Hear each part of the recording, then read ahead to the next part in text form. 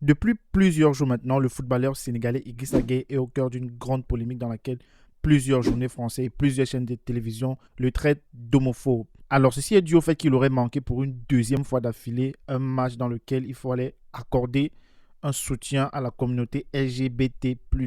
Donc, son club, le Paris Saint-Germain, jouait avec des maillots floqués de couleurs d'arc-en-ciel. Idrissa Gueye a tout simplement décidé de ne pas jouer, mais cependant, les journaux ont tout simplement décidé qu'il s'agissait d'un acte homophobe et qu'il fallait condamner cela. Alors, dans cette vidéo, je me propose de faire avec vous une analyse pour qu'on essaie de voir ensemble pourquoi ces mouvements sont beaucoup plus soutenus que d'autres causes, voilà, qui nécessitent également un soutien de la part des dirigeants. Donc, on va aller de manière pragmatique analyser la situation.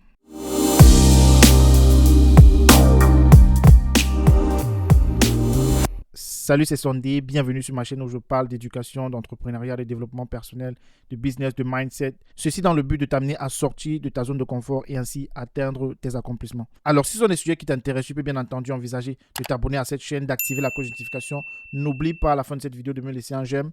Cela me ferait très plaisir, ça permet notamment à ma chaîne d'être davantage référencée.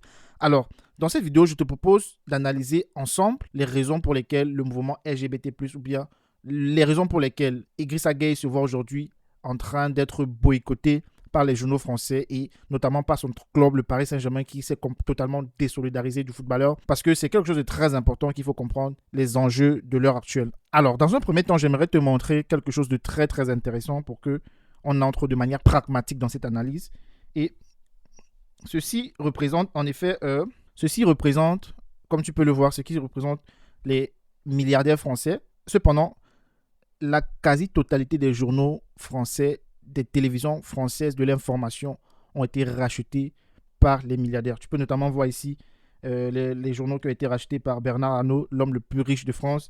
Après, il y a le Figaro qui est détenu notamment par de la famille de ceux qui sont également extrêmement riches. Bref, Vincent Bolloré, François Pinault, j'en passe, tous les journaux. Alors, ceci est le cas de plusieurs pays dans le monde où ce sont des hommes riches qui détiennent les informations, qui détiennent les chaînes de télé et bien d'autres choses dans le but d'influencer comme ça les masses. Alors qu'est-ce qui s'est passé pour qu'on en arrive là actuellement? Il se passe qu'avec l'émergence des réseaux sociaux et de l'Internet, les chaînes de télé, les chaînes d'information se trouvaient en train de perdre de plus en plus de l'argent. C'était complètement en faillite. Ce qui s'est passé, donc, c'est que ces milliardaires ont racheté en fait tous les journaux qui étaient en faillite et leur ont redonné une certaine image. Donc, c'est pour ça que tu vas voir Vincent Bolloré qui a notamment beaucoup fait la promotion d'Éric Zemmour dans ses chaînes d'information et beaucoup d'autres choses. Et vous savez très certainement avec moi que ce ne sont pas toujours des chaînes de télévision ou des médias qui prônent certaines valeurs qui sont propres à notre communauté ou à tes valeurs. Donc, ce ne sont pas des gens qui sont toujours pour nos valeurs. Donc, nous sommes quelque part victimes, en fait, des décisions qu'ils prennent. Alors, pour revenir au cas de Idrissa Gueye, c'est que ce qui se passe, c'est que l'année passée déjà, il avait prétexté, d'après les journaux, d'après l'actualité, il avait prétexté une gastro pour ne pas soutenir la cause LGBT+. Il s'était donc fait absent de ce match-là. Et donc, pour cette nouvelle rencontre face à Montpellier le week-end dernier, il a encore, selon eux, boycotté en fait le soutien à ce mouvement-là. Donc, il se voit aujourd'hui traité d'homophobe. Moi, la première question que je me pose, c'est que est-ce que lorsqu'on ne soutient pas une cause, est-ce que lorsqu'on ne soutient pas un mouvement, on est forcément contre ce mouvement-là? Ça, c'est première interrogation. Parce qu'il est très important qu'on mettre ici en avant que la France, qui se veut un pays laïque et démocratique, dans laquelle tu as le droit de soutenir ou de ne pas soutenir un courant d'idées, une pensée plutôt que l'autre, est aujourd'hui en train de complètement imposer un système. Donc, selon eux, tu dois être d'accord ou tu dois être sanctionné. Notamment, Valérie Pécresse, qui avait posé sa candidature pour être président de la France, a carrément dit qu'il fallait sanctionner le joueur. Ça, c'est grave. Un président de la République qui se veut une république laïque, un pays qui se veut démocratique, dans lequel il y a la liberté d'idées, la liberté de discussion, mais qui est en train de vouloir sanctionner un joueur parce qu'il n'a pas apporté son soutien. Et je tiens à signaler que Idrissa Gueye ne s'est même pas prononcé. Il ne s'est pas prononcé, il a assisté au match, mais dans les tribunes, rien n'est venu annoncer qu'il était homophobe. Parce que quelques temps avant, il avait fait une cérémonie de gala pour récolter de l'argent pour aider les enfants dans la lutte contre le cancer, le sida et plein d'autres causes humanitaires. Donc, est-ce que donc, parce que tu décides de ne pas apporter ton soutien à ces mouvements-là, ça fait de toi un homophobe? Je me rappelle qu'il y a quelques temps en arrière, maintenant, il y avait un joueur qui avait carrément pas voulu se mettre à genoux en soutien au mouvement Black Lives Matter. Mais on n'a jamais traité de raciste. Chacun est libre quelque part dans ses décisions de soutenir ou de ne pas soutenir certaines causes, selon ses valeurs. Donc, On se retrouve dans une société aujourd'hui dans laquelle on veut nous imposer des valeurs. On veut nous imposer des choses qui ne sont pas propres à nous. Cependant, il y a quand même le président du Sénégal qui a tenu à apporter son soutien à Idrissa Gueye. Et malheureusement, c'est très insuffisant. Tout simplement parce que on est dans une communauté qui ne pèse pas assez dans la balance. On a négligé les aspects qu'il fallait considérer pour être influent dans le monde.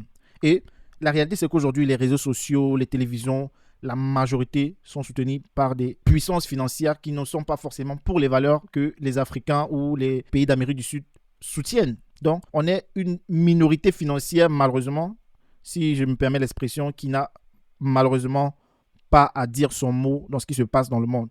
Mais la réalité est que tu peux aujourd'hui choisir d'impacter les choses à ton niveau. Plus on reste dans cet état de réactivité, c'est-à-dire que tout ce qu'on va faire, tout ce que les Noirs vont faire, tout ce que les Africains vont faire, c'est aller sur les réseaux sociaux, mettre des commentaires ça et là pour manifester leur indignation. Mais sauf que ça ne changera jamais rien, les amis. Ça ne changera jamais rien. C'est pour ça que je t'invite encore aujourd'hui. J'aimerais qu'on fasse une analyse assez pragmatique de la situation. Une analyse vraiment qui te mette devant les faits et la situation actuelle pour que toi-même, de manière claire, tu comprennes ce qui est en train de se jouer, tu comprennes ce qui est en train de se passer dans notre société. C'est là qu'on comprend encore plus la place de la liberté financière.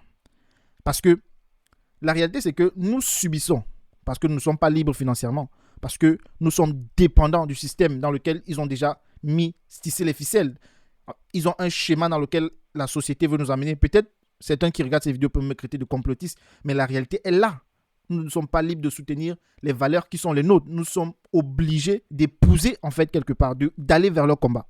Je ne dis pas qu'il faut être homophobe. Non, il ne faut pas être homophobe. Il faut pas. Non, chacun est libre.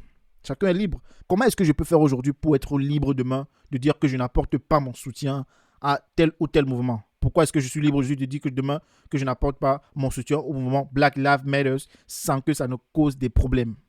Eh bien, la seule solution, c'est de rechercher à être libre financièrement. Parce que plus nous n'aurons pour le choix que de travailler pour un système qui veut nous amener vers une direction, on ne sera jamais libre. On sera toujours obligé de soutenir ce qu'on ne veut pas à la base de manière intrinsèque soutenir. Tout simplement pourquoi? Parce qu'on n'a pas de cash. Il n'y a pas moyen de vivre. C'était tout pour cette vidéo. J'espère que tu as au moins compris un peu ce que je voulais partager avec toi dans cette vidéo. Je voulais partager avec toi le fait qu'aujourd'hui, pour être indépendant, pour être acteur de tes valeurs, pour être acteur de ta vie, il faut être également acteur dans la société dans laquelle tu te trouves. Il faut être proactif pour ne pas être quelqu'un qui va subir les choses qui vont se passer, subir les décisions. Non, tu dois rechercher à ce que tes valeurs aient de la place dans la société dans laquelle tu vis. Alors, merci d'avoir regardé ma vidéo. N'hésite pas à t'abonner, à liker, à partager. Et quant à moi, on se donne rendez-vous à très bientôt pour une prochaine vidéo.